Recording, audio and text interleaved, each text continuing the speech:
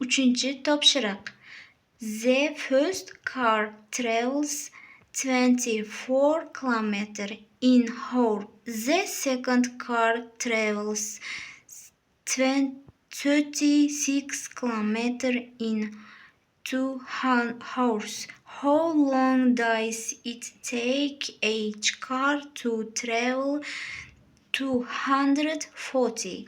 Ushbu topshirig'im quyidagidan iborat.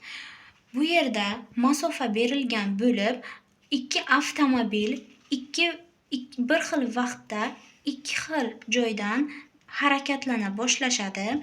Birinchi avtomobilning tezligi 24 kilometr, ikkinchi avtomobilning tezligi esa 36 km/soatni tashkil etadi. Ushbu avtomobillar 240 kilometr masofani 2 soat ichida qaysi avtomobil tez bosib o'tishi va qancha vaqtda bosib o'tishi kerakligi haqidagi topshiriq hisoblanadi.